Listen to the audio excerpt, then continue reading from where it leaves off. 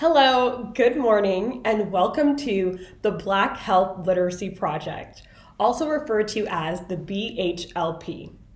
Throughout the course of this talk, I will be outlining what the BHLP is, what were the key aims, and what were the outcomes.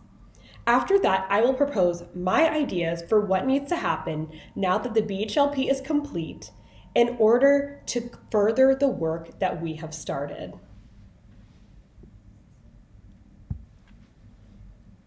First things first, I did not do this on my own. This research project was brought to you via the support of my wonderful committee members, Dr. Manson, Dr. Cortez, and Dr. O'Donnell. And a notable mention must be given to my chair, Dr. Leslie Manson, who has made herself available to my many questions and panic attacks along the way. Sincerely, thank you so much to all of you for all of your dedication and support throughout this journey of mine.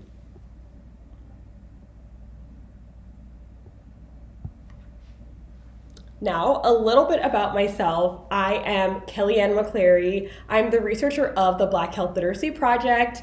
I am also a Black woman health equity advocate and a current student doctor of behavioral health at Arizona State University. Now, what is the BHLP?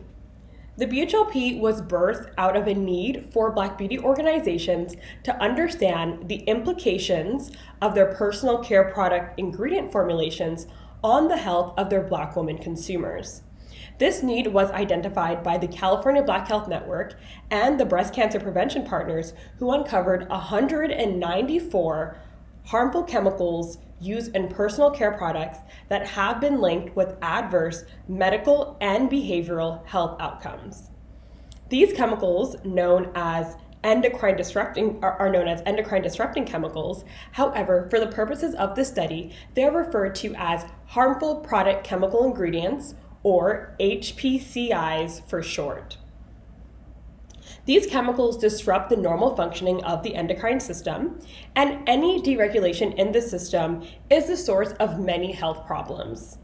These adverse health outcomes disproportionately affect Black women, and the higher prevalence of breast cancer, asthma, obesity, diabetes, infertility, fibroids, and reproductive and maternal complications have been linked with higher urinary levels of HPCI in Black women as compared to any other group. On a macro level, these adverse health outcomes disproportionately affect Black women due to a lack of access to non-toxic personal care products.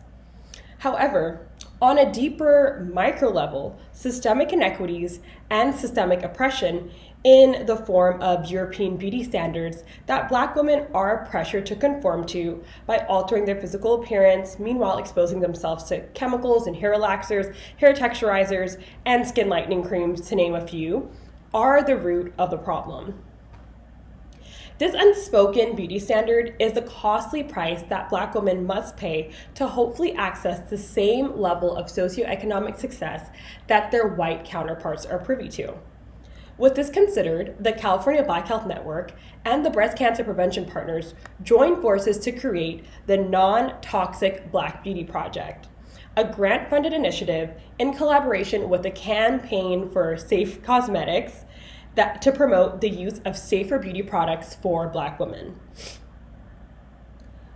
To support this initiative, I developed the BHLP alongside my internship preceptor and executive director of the California Black Health Network, Rhonda Smith.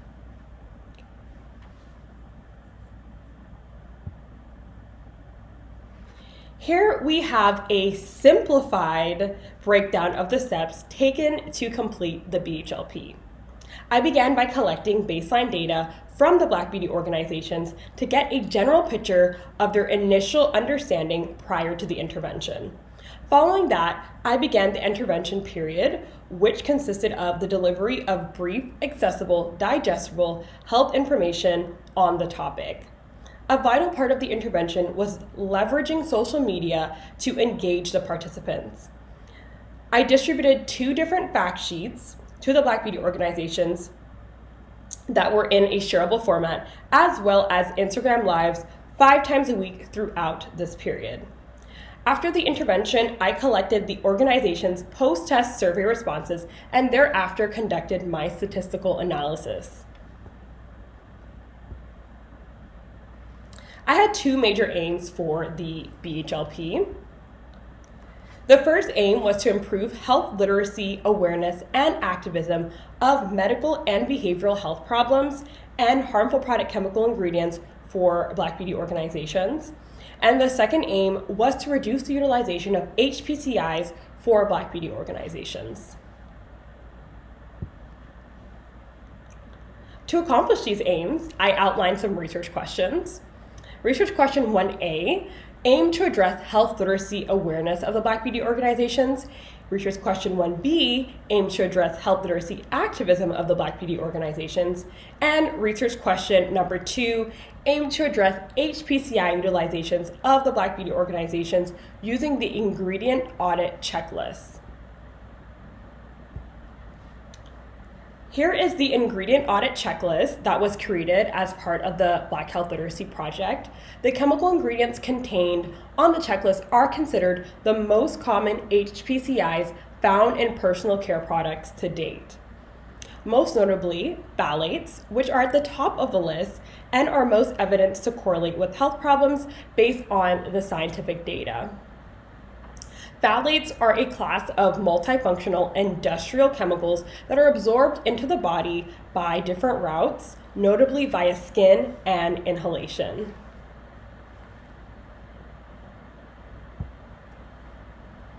The research outcomes were favorable for research question 1A, health literacy awareness, based on what I hypothesized. However, were unfavorable or inconclusive for research question 1B, health literacy activism. This is likely due to the reverse scoring nature of the health literacy activism questions when compared to the health literacy awareness question for research question number 1. This most definitely caused confusion among the participants, and I would seek to rectify this if I were to conduct the BHLP again in the future.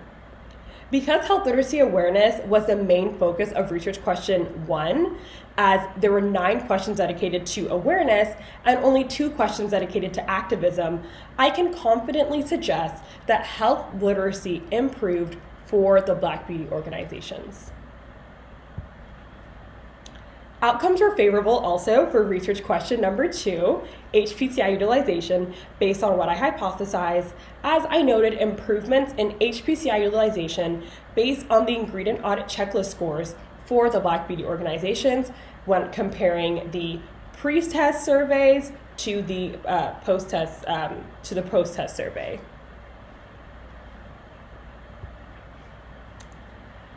The BHLP is the first study of this kind that distributed organization-focused health literacy information in an unconventional form and leveraged social media to inform and empower behavior change within the Black community.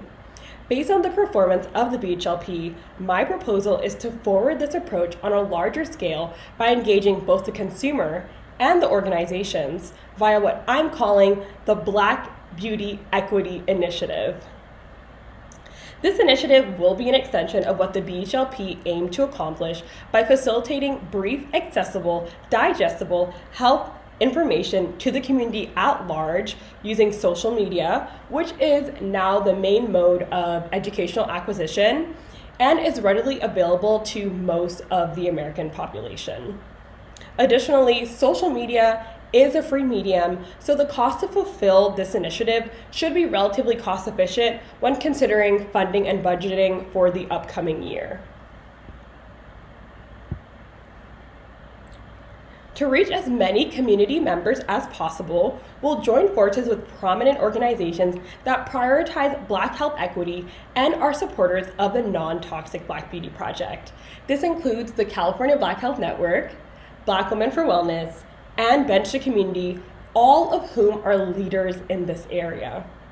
The organizations can utilize their network of academics, scientists, and advocates who are experts in the field and are equipped to educate the community but in an informal format via monthly Instagram live sessions, as well as pre-recorded videos related to health education in this topic. Quarterly conversations can be hosted by the organizations as well in order to better engage the community in more of a conversational format, and also just to open up the floor to any questions that people in the community might be having in regards to this issue, or maybe even personal health issues that they are facing. By engaging the community, regardless of governmental standards or lack thereof, this community can feel empowered to take charge of their personal health outcomes by maintaining a healthier lifestyle and adopting behavior changes that align with this desire. As these consumers and organizations become more informed, perhaps the market pressure to meet these ingredient regulation standards will force change on a systemic level. The BHLP has barely scratched the surface in terms of resolving these health inequities faced by Black women. With the startling detrimental numbers associated with Black women health outcomes when compared to other racial or ethnic groups, there is much progress to be made in the realm of health equity. Carrying out this mission to the full extent would require a deconstruction of the inequitable systemic landscape of this country and employing that framework to restructure the institution of healthcare. Thank you so much for taking the time to listen to my talk today, and I hope it was informative. I also thank you for this opportunity to share a piece of my heart with you today, that is the Black Health Literacy Project. Thank you, thank you, thank you.